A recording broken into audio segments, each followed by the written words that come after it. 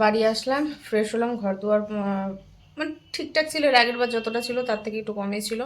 তো এসে ফটাফট বসে নিই, সাথে সাথে এসে একটু চালটা ভিজালাম, নাহলে ভাতটা না একটু আঠা আঠা হয়ে যায়। যাই হোক, মানে এদিকে কাজের তালে ভাতটা একটু নরম হয়ে পড়েছে, তো ঘি দেওয়া হয়েছে। কি হচ্ছে ওটা দেখছি, তাও হয়নি সেরকমভাবে। জোটোকে খেতে দিয়েছি, এই যে জোটো এখানে পড়ে আছে, আমাকে দেখা মাত্র ওর সব কিছু গুটিয়ে নিয়েছে। আর কি করার, কিছু করার নেই, আমরা খেতে বসবো, যদি খাই তো অবশ্যই খাবে। আর বিছানা চাদরটাও কালকে রাত্রি চেঞ্জ করেছি, শুধু এসে ঝেড়ে নিয়েছি, আর কিছু করলাম না। বাকি ঘর দুয়ার ঝাড় দিয়ে দুবার তিনবার জল পাল্টিয়ে পাল্টিয়ে ঘর দুয়ার মুছলাম, শুধু কাদা বেরোচ্ছিলো।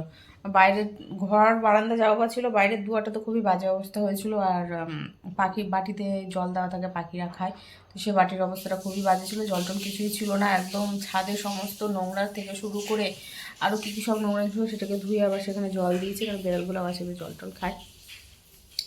তো করলাম, কিছু বাসন ছিল, দীপটা ফটাফট মেজে ধুয়ে নিল, অসুবিধা নেই। আর গামলা ভর্তি বাসন ছিল, সেগুলোকে মুছে মুছে সব থেকে উঠালাম, কারণ জলে পুরো দাগ বসে গেছে। লোহা যে ফেলে রাখলে জলে যেমন হয় সেটা হয়েছে। আর কিছু জিনিসও নিয়ে আসা হয়েছে মারতে, মানে তার শর্টকাটে বলে দিচ্ছি, বেশি বাড়াচ্ছি না।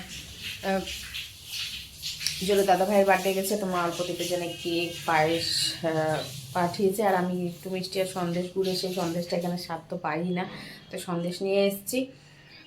একটু ভুল হয়েছে দোকানদারের, সেটা দীপকে বললাম যে 5টা সন্দেশ চেয়েছিলাম, ও 10টা সন্দেশ দিয়েছে। যাই হোক, সেটাই হয়তো অনেকটা ভুল ভিড় ছিল, তো সেখানে ও আবার আমার কাছে সে 5টা সন্দেশের দাম নিয়েছে। আমি এখন যখন প্যাকেট হাতে নিয়ে ভারী, আমি কী ভারী কেন প্যাকেটটা, তো দেখছি যে 10টা সন্দেশ।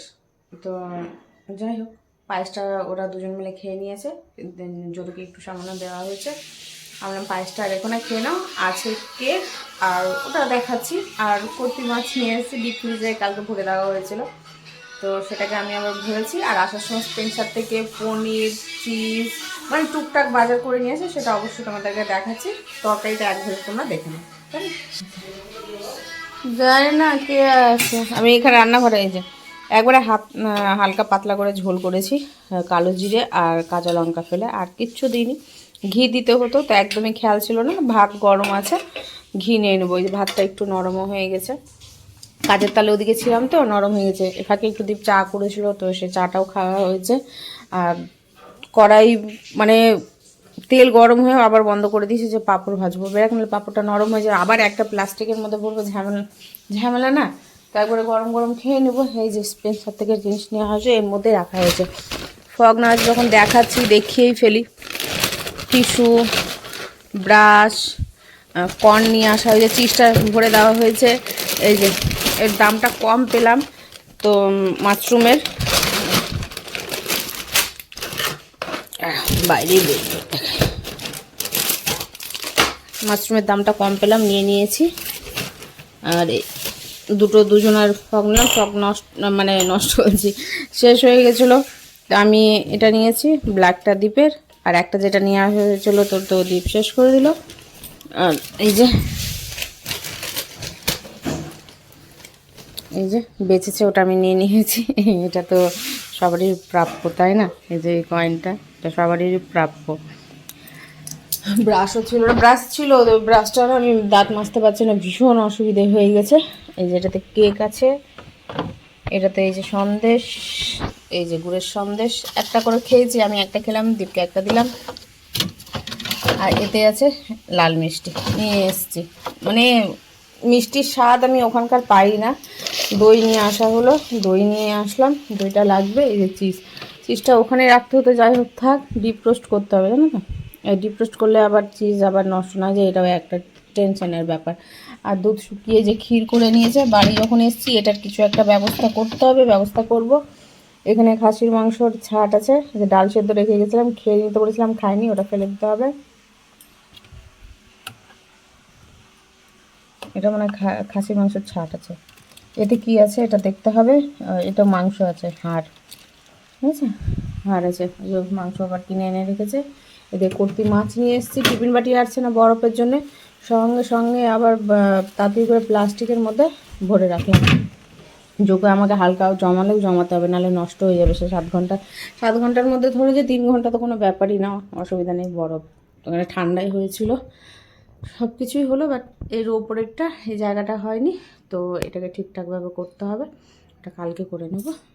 দেখো শুয়ে পাচ্ছে, তাও খাচ্ছে কি ওই, তাও খাচ্ছে কি। আমি কি চলে যাবো আবার? তুমি চাইছো আমি চলে যাই? তাহলে আমি চলে যাই, তুমি তাহলে বাবার সাথে তাহলে তুমি থাকো আর খাও। তুমি তো বাবার খেতে দিচ্ছ, তুমি খেয়ে নিচ্ছ। যে পনির দিয়ে ভাতটা দেখো, ভাতটা ঠান্ডা জল হয়ে গেল, খেয়ে নিলে হয়ে যেত। আমি তখন থেকে বললাম ওকে দিয়ে দাও, ওকে দিয়ে দাও, দিয়ে দিলে ও খেয়ে নিত ফট করে। খেয়ে নাও, যাও, ওঠো, উঠে আসো,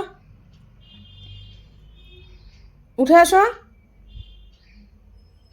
চোখে ওষুধটা দিয়ে দিতে হবে।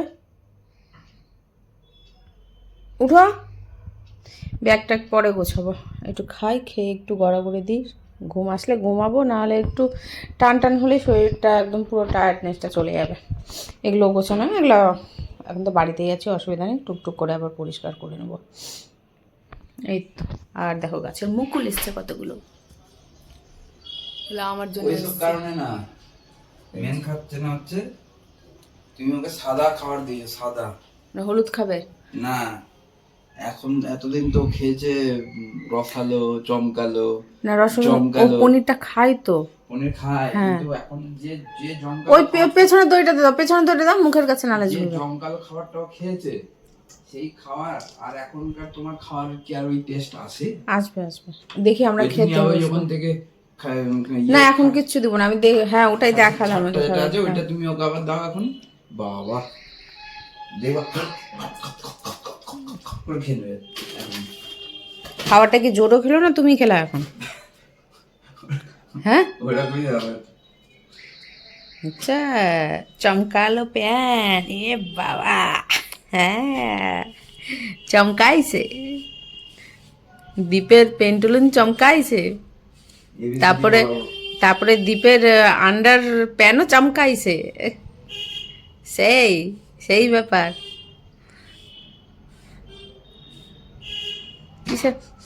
ও সার্পের ধোয়া হয়নি তোমার কাজ, যেটা ধুয়েছো ওটা ধোয়া হয়নি, ওর সার্পের গন্ধ আসছে। কোনটা থাকলো? যেটা কাচলা তুমি এখন। না না, পাপড়টা ভাজি এবার। বেরিয়ে পড়লাম, একটা থালাতেই খাবার নিলাম, খাবার নিয়ে ওকে মুখে দিলাম, আমি মুখে, ও বললো যে চলো 6:30 বেজেই গেছে, একটু কাজ আছে, পড়তে চলে আসে। তো বসলে না আর ইচ্ছে করতো না, কারণ শরীর চলতো না বসলে, তো তাই আর বসলাম না। ওই একটা থালাতে দুজনে খেয়ে রেডি হয়ে জোরোকে খাওয়ালাম, জোরো খায়নি, জোরো খেলো যায়। অনেকদিন পর দেখেছে ওর একটা আবদার থাকে না, তারপরে দিনকে খাওয়াতে দেখলো যে আমি নিজের হাতে খাইয়ে দিচ্ছি, তো ও তো আরও ঢুকে পড়েছে। যাই দেখি কী নিবে আমি নিজেও জানি না। হ্যাঁ একটা জিনিস আমাকে ঠিক করেছিল, তাই বললাম যে এখন নেবো না, ওটা সামনে মাস নেবো না, এখন প্রয়োজন আছে, যেটা আমার আগের কথা সেটা আমার এখন চলে যাচ্ছে, মনে হচ্ছে আমার একেবারেই নেই। হ্যাঁ এই দেখো এমনি হ্যান্ডটাই ঘুরতে যাচ্ছে, মানে হয় কোনো মানে হয়? আমি একটু ঘুমাতাম, কারণ শরীর চলছে না, চোখ পুরো জ্বালা কটকট করছে, জ্বালা করছে। আরে তো কটা বাজে এখন? ওটা 7টা হবে, 7টা বাজেনি, 7:30। 7:30 বাজে। হ্যাঁ ওই মোটামুটি 8:30টার মধ্যে বাড়ি ঢুকে যাবো।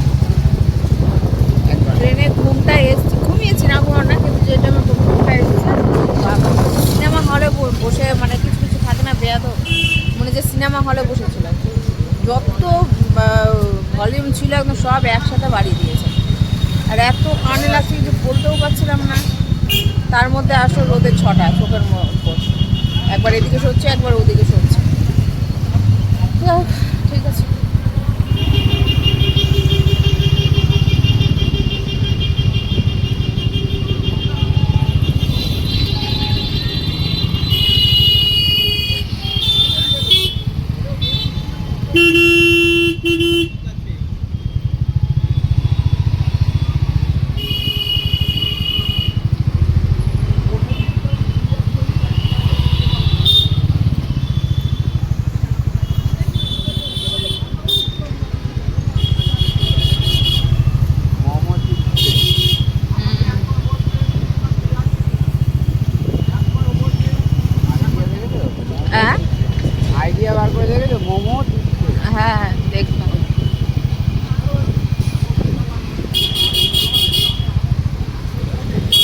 বাসের আগে চলো, না হলে পেছনে থাকলে অবস্থা খারাপ আছে। ও না যাবে না কাউকে যেতে দেবে।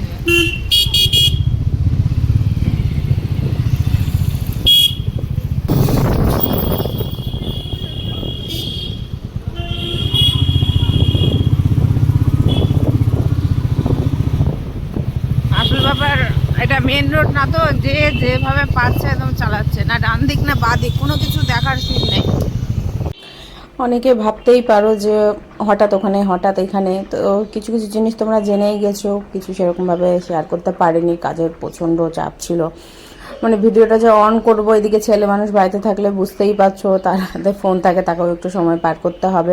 বার্থডে ব্লগটা অবশ্যই দেব, ওটাতে আমার ছোট লাড্ডু আছে। তো আমি চাই না লাড্ডুর মুখটা হেজি করতে বা কোনো স্টিকার বসাতে। আর কয়েকটা দিন আছে, 1 মাস পূর্ণ হয়ে যাবে, তখন তোমরা আমার লাড্ডুকে একদম সামনাসামনি দেখতে পাবে।